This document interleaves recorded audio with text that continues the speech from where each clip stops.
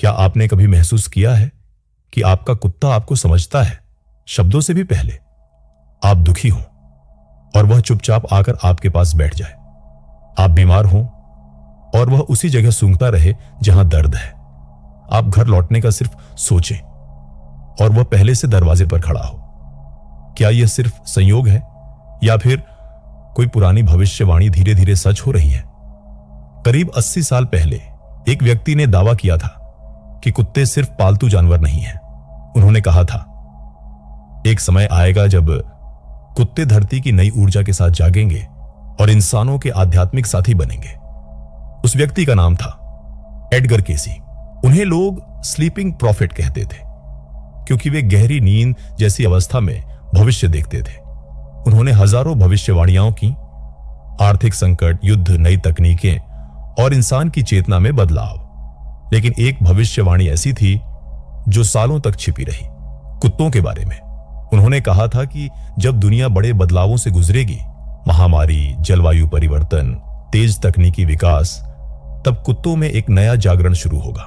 वे सिर्फ सुरक्षा देने वाले जानवर नहीं रहेंगे, वे ऊर्जा को महसूस करेंगे, बीमारियों को पहले पहचानेंगे और कुछ तो अपने मालिकों से बिना शब्दों के बात करेंगे। आज क्या हम वही समय देख रहे हैं? इस वीडियो में हम समझेंगे एडगर केसी कौन थे, उन्होंने कुत्तों के बारे में सच में क्या कहा, और क्या आज जो घटनाएं हो रही हैं वे सच में उस भविष्यवाणी का हिस्सा हैं। और सबसे जरूरी सवाल, क्या आपका कुत्ता भी उस जागरण का हिस्सा है? आइए इस रहस्य की परतें धीरे धीरे खोलते हैं। एडगर केसी का जन्म 1877 में अमेरिका में हुआ था। वह कोई साधु नहीं थे, न कोई बड़े मंदिर के पुजारी, न ही किसी आश्रम के गुरु। वे एक साधारण इंसान थे, लेकिन उनके साथ एक असाधारण बात होती थी। जब भी वे गहरी नींद जैसी अवस्था में जाते तो ऐसा लगता जैसे उनका मन किसी और दुनिया से जुड़ जाता हो। इस अवस्था में वे लोगों की बीमारियों का कारण बताते, भविष्य की घटनाओं का संकेत देते और आत्मा के रहस्यों पर बात करते। 1901 से 1944 के बीच उन्होंने लगभग 14,000 रीडिंग्स दी और आश्चर्य की बात यह है कि उनमें से कई बातें बाद में सच साबित हुईं। लेकिन यहां एक और गहरा पहलू है। कई प्राचीन परंपराओं में जानवरों को सिर्फ जानवर नहीं माना गया है। भारत की बात करें तो हमारे ग्रंथों में कुत्ते का विशेष स्थान है। भगवान भैरव के साथ कुत्ता जुड़ा हुआ है। महाभारत में जब युधिष्ठिर स्वर्ग की ओर जा रहे थे तो एक कुत्ता उनके साथ अंत तक गया। वह कुत्ता वास्तव में धर्म का प्रतीक था। प्राचीन मिस्र में भी कुत्तों और भेड़ियों को आत्मा के मार्गदर्शक माना जाता था। यूनानी कथाओं में सरबेरस नाम का 3 सिर वाला कुत्ता पाताल लोक का द्वार संभालता था। क्यों लगभग हर सभ्यता में कुत्ते को रक्षक, मार्गदर्शक और आत्मिक साथी माना गया, क्योंकि कुत्ता सिर्फ शरीर से नहीं, ऊर्जा से जुड़ा प्राणी है। एडगर केसी ने भी यही कहा। उन्होंने बताया कि जानवर, खासकर कुत्ते, इंसानों की भावनाओं और ऊर्जा को महसूस करने की प्राकृतिक क्षमता रखते हैं। उनके अनुसार इंसान समय के साथ अपनी कई आध्यात्मिक शक्तियां भूल गया है, लेकिन जानवर, खासकर कुत्ते, अभी भी उस प्राकृतिक चेतना से जुड़े हुए हैं। उन्होंने एक सत्र में कहा था, जब पृथ्वी अपनी नई कंपन अवस्था में प्रवेश करेगी तब 4 पैरों वाले रक्षक जागेंगे। अब सोचिए, आज दुनिया कितनी तेजी से बदल रही है। महामारी आई, जलवायु बदल रही है, तकनीक ने पूरी दुनिया को जोड़ दिया है। लोग मानसिक तनाव और अकेलेपन से जूझ रहे हैं। क्या यह वही समय है जिसका संकेत उन्होंने 80 साल पहले दिया था? आध्यात्मिक दृष्टि से देखें तो हर युग में चेतना का स्तर बदलता है। जैसे रेडियो की फ्रीक्वेंसी बदलती है, वैसे ही धरती की ऊर्जा भी बदलती है। और जब फ्रीक्वेंसी बदलती है तो जो प्राणी उस ऊर्जा के प्रति संवेदनशील होते हैं वे सबसे पहले प्रतिक्रिया देते हैं। कुत्ते ऐसे ही संवेदनशील प्राणी हैं। किसी के अनुसार आने वाले समय में कुत्ते सिर्फ सुरक्षा नहीं देंगे, वे इंसान और अदृश्य ऊर्जा के बीच पुल बनेंगे। यह सिर्फ कहानी नहीं थी, यह एक चेतावनी भी थी। अब आगे हम समझेंगे आखिर वह 3 चरणों वाला जागरण क्या था जिसकी भविष्यवाणी उन्होंने की। एडगर केसी ने कुत्तों के जागरण को 3 लहरों में बताया था। जैसे समुद्र की लहरें धीरे धीरे किनारे तक पहुंचती हैं, वैसे ही यह परिवर्तन भी धीरे धीरे शुरू होगा।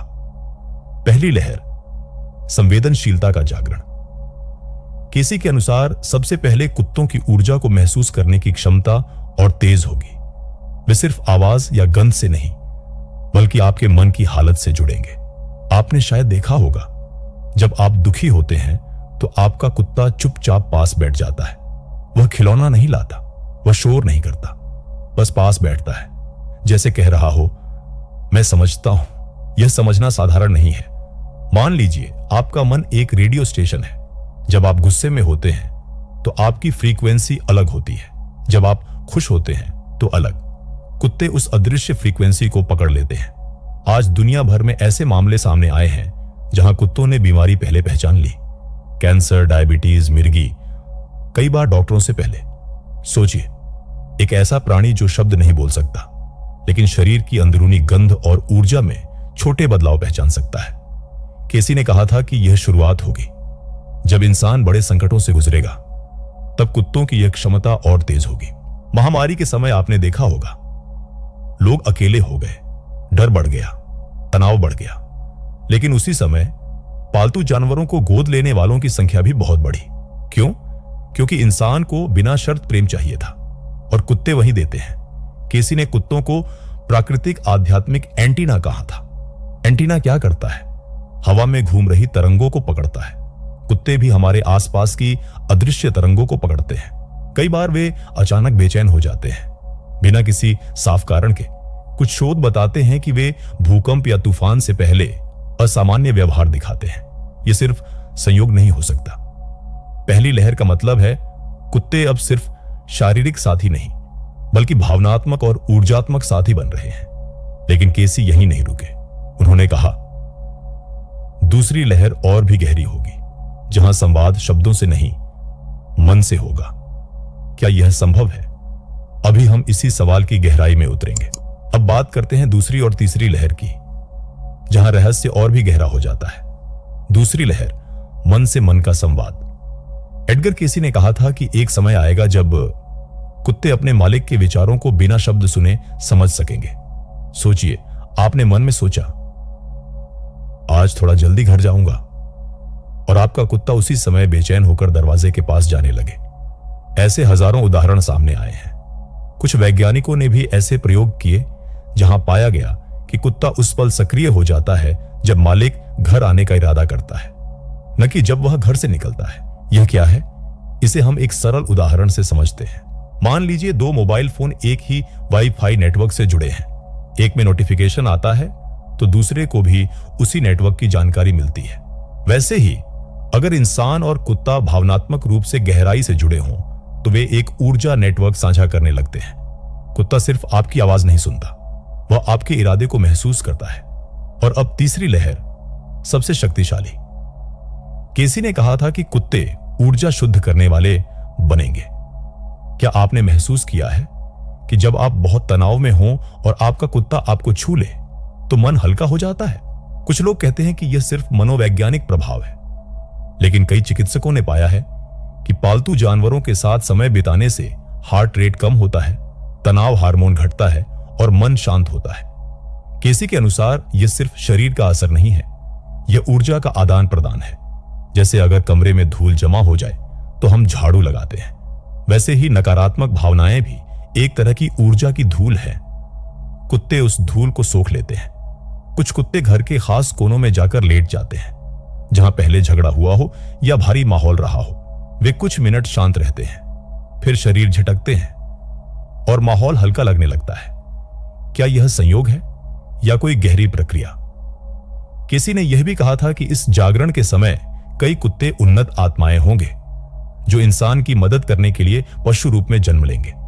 यह विचार थोड़ा रहस्यमय लग सकता है, लेकिन सोचिए, अगर आत्मा शरीर बदल सकती है तो क्या वह सेवा के लिए रूप नहीं चुन सकती? सबसे दिलचस्प बात यह है कि केसी ने इस जागरण को दूर भविष्य नहीं बताया था। उन्होंने कहा था कि यह तब शुरू होगा जब दुनिया बड़े संकटों और तेज बदलावों से गुजरेगी। आज क्या हम उसी दौर में नहीं हैं?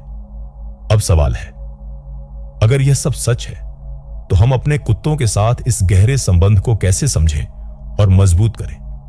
अब हम इसी के व्यावहारिक पहलू पर बात करेंगे। अब सबसे जरूरी सवाल, अगर कुत्ते सच में ऊर्जा और भावनाओं को गहराई से महसूस करते हैं तो हम इस संबंध को कैसे मजबूत करें? पहली बात, उन्हें सिर्फ पालतू जानवर मत समझिए। जब आप अपने कुत्ते को सिर्फ डॉग मानते हैं तो आप उसे आदेश देते हैं, लेकिन जब आप उसे साथी मानते हैं तो आप उससे जुड़ते हैं। हर दिन कम से कम 5 मिनट उसके साथ चुपचाप बैठिए, न मोबाइल न टीवी, बस शांति। उसकी आंखों में देखिए, गहरी सांस लीजिए और मन में एक सरल भाव रखिए, मैं तुम्हारे साथ जुड़ा हूं। आप देखेंगे वह आपकी सांस की लय पकड़ लेगा। धीरे धीरे एक अदृश्य तालमेल बनेगा। दूसरी बात, अपने भाव साफ रखिए। अगर आप अंदर से गुस्से में हैं लेकिन बाहर से मुस्कुरा रहे हैं तो कुत्ता भ्रमित हो जाता है, क्योंकि वह शब्द नहीं ऊर्जा पड़ता है। इसलिए अपने मन को शांत रखने का अभ्यास करें। साधारण ध्यान, प्राणायाम या सुबह की शांत सैर, यह आपके और आपके कुत्ते दोनों के लिए लाभकारी है। तीसरी बात, स्पर्श की शक्ति समझिए। जब आपका कुत्ता आपके पास आकर बैठता है तो सिर्फ उसे सहलाइए मत, मन में कृतज्ञता का भाव रखिए। सोचिए, धन्यवाद, तुम मेरे जीवन में हो। ऊर्जा का आदान प्रदान दो तरफा होता है। जितना प्रेम आप देंगे उतना ही गहरा संबंध बनेगा। चौथी बात, उसके संकेतों को नजरअंदाज मत कीजिए। अगर वह अचानक किसी जगह पर बार बार सूंघता है या किसी व्यक्ति के पास जाने से बचता है तो उसे ध्यान से देखिए। हो सकता है वह कुछ ऐसा महसूस कर रहा हो जो आपकी आंखें नहीं देख पा रही। पांचवी बात, प्रकृति से जुड़ाव बढ़ाइए। कुत्ते प्राकृतिक प्राणी हैं, उन्हें मिट्टी, घास, खुली हवा पसंद है। जब आप उसे प्रकृति में ले जाते हैं तो उसकी ऊर्जा और संतुलित होती है। और याद रखिए, अगर वह सच में ऊर्जा शुद्ध करता है तो उसे भी आराम और प्यार चाहिए। उसे पर्याप्त नींद दें, स्वस्थ भोजन दें और सबसे जरूरी, सम्मान दें। शायद असली आध्यात्मिकता यही है जो हमारे पास है, उसे समझना और सराहना। अब अंत में एक अंतिम और गहरा विचार। तो आज हमने क्या समझा? करीब 80 साल पहले एडगर केसी ने कहा था, एक समय आएगा जब कुत्ते सिर्फ पालतू नहीं रहेंगे, वे इंसान और अदृश्य ऊर्जा के बीच पुल बनेंगे। उन्होंने 3 लहरों की बात की। पहली, संवेदनशीलता का जागरण। दूसरी, मन से मन का संवाद। और तीसरी, ऊर्जा को शुद्ध करने की शक्ति। आज दुनिया बदल रही है, तकनीक तेज है, तनाव बढ़ा है, लोग अकेले हो रहे हैं, और उसी समय कुत्तों के साथ इंसानों का रिश्ता पहले से कहीं ज्यादा गहरा हो रहा है। क्या यह सिर्फ संयोग है या सच में कोई चेतना का परिवर्तन चल रहा है? शायद सच्चाई यह है, हम इंसान अपनी सहज आध्यात्मिक शक्ति भूल चुके हैं, लेकिन कुत्ते अभी भी प्रकृति से जुड़े हैं। वे हमें याद दिलाने आए हैं निस्वार्थ प्रेम क्या होता है, वफादारी क्या होती है, और बिना शर्त साथ देना क्या होता है। हो सकता है आपका कुत्ता कोई प्रकाश आत्मा ना हो, लेकिन एक बात तय है, वह आपके जीवन में यूं ही नहीं आया। अगली बार जब वह चुपचाप आपके पास आकर बैठे तो सिर्फ उसे दुलारिए मत। एक पल रुकिए और सोचिए, क्या वह मुझे कुछ सिखाने आया है?